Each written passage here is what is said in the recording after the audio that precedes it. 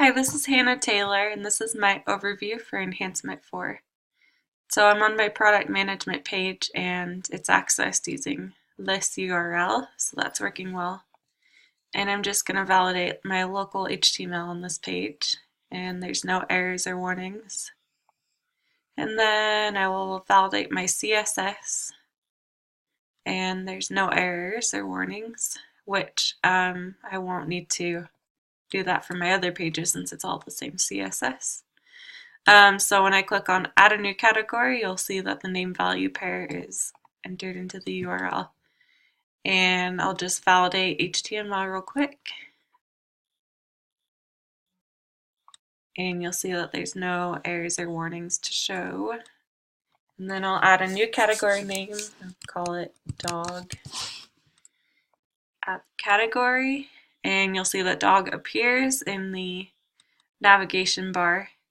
And also, you'll see that when I refresh this, it appears in my table. So that's correct. And now I'm going to add my product, and I'm going to validate HTML.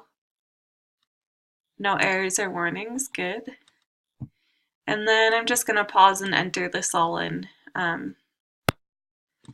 Now I've added I'll fill out my form here, and I'm going to add the product.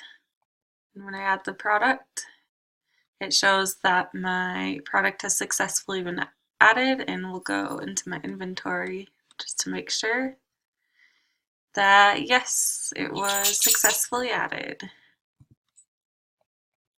And now we'll go back and just type in a few things, and I'll intentionally leave some of those blank. And it says please provide information for all the empty form fields. And so that shows that my empty message is working. And I can't remember if I actually validated this one, so we'll do it just in case. No errors or warnings. And I believe that's all. Thank you for watching.